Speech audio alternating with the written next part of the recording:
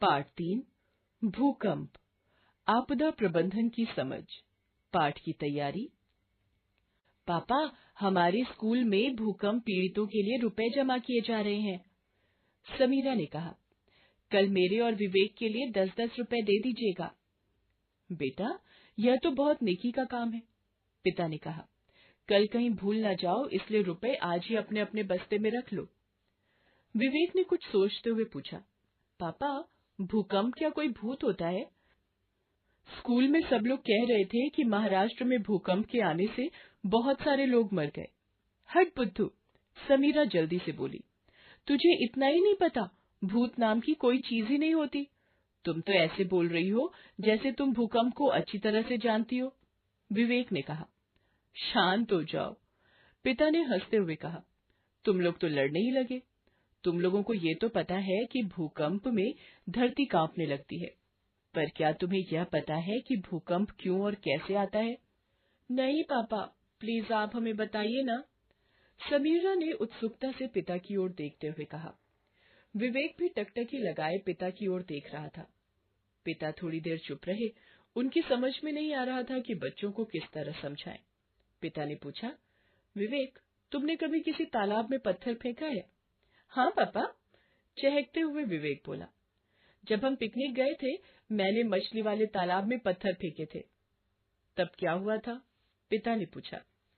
पानी में पत्थर फेंकने पर चारों ओर तरंगे उठती हैं। विवेक को सोच में पड़े देख समीरा ने बताया। इस बात से हम भूकंप को अच्छी तरह समझ सकते हैं। पिता ने समझाया, जिस तरह तालाब में पत्थर फेंकते ही पानी में चारों दिशाओं की ओर तरंगे उठती हैं, उसी प्रकार हमारी पृथ्वी की चट्टानों में एकाएक किसी उथल पुथल के कारण उस क्षेत्र से चारों दिशाओं में कंपन होते हैं, जिन्हें हम भूकंप के रूप में महसूस करते हैं। इस कंपन के रास्ते में हमारी पृथ्वी का जो देश या भाग आता है, वहां भूकंप के झटके महसूस होते हैं। पापा, चट्टानों में पत्थर कौन फेंकता है? विवेक ने भोलेपन से पूछा। समीरा जोर जोर से हंसने लगी। समीरा, पिता ने गंभीर स्वर में कहा, इसमें हंसने की क्या बात है?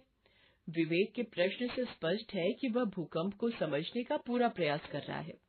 बेटा, जिस तरह तालाब में तुम्हारे पत्थर से तरंगे उठती है, उसी तरह पृथ्वी के भीतर एकाएक किसी धक्के, चट्टानों के फटने या चट्टानों की दो खुरदरी सतहों के आपस में रगड़ खाने से भूकंप पैदा हो जाते हैं। पापा, पृथ्वी के भीतर चट्टानों का फटना, रगड़ खाना या धक्का लगना, ये सब कैसे होता है? समीरा ने पूछा। शाबाश बेटी, पिता ने खुश होते हुए कहा, तुमने बहुत अच्छा सवाल किया है। मुख्य रूप से 3 कारणों से ऐसा होता है।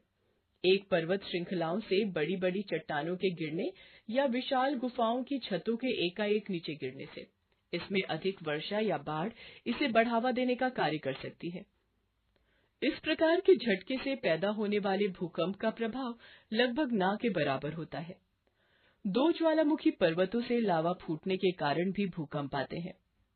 इसके कारण आए भूकंप का प्रभाव क्षेत्र पहले की तुलना में कहीं अधिक होता है। पर्वतों की उत्पत्ति के कारण बड़े बड़े भूभागों, प्लेट्स के पर्वतों से टकराने के कारण भारी उथल पुथल हो जाती है। अधिकतर भूकंप इसी कारण आते हैं।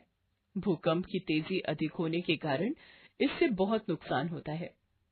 पापा, मौसम के बारे में तो टीवी वाले पहले से बता देते हैं, क्या भूकंप के बारे में हमें पहले से पता चल सकता है? समीरा ने प्रश्न किया। नहीं बेटा, वैज्ञानिकों को भूकंप का पूर्व अनुमान लगाने में सफलता नहीं मिली है। भूकंप से उत्पन्न कंपन की तीव्रता मापने एवं उत्पत्ति का स्थान ढूंढने में अवश्य सफल हुए हैं। भूकंप से उत्पन्न कंपन की तीव्रता मापने के लिए जिस यंत्र का प्रयोग किया जाता है, उसे सिस्मोग्राफ्स कहते हैं। भूकंप आने पर बचाव के लिए हमें क्या करना चाहिए? समीरा ने पूछा। भूकंप आने पर हमें जल्दी से खुले आसमान के नीचे आ जाना चाहिए। यदि एकाएक घर से बाहर खुले में आना संभव न हो, तो हमें मेज, पलंग के नीचे अथवा कमरे के किसी कोने में दरवाजे से सटकर खड़े हो जाना चाहिए। पिता ने कहा।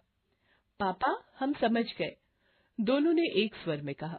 चलो, अब जल्दी से रुपए बस्ते में रखो, माँ भोजन के लिए बुला रही हैं। पिता ने हंसते हुए कहा।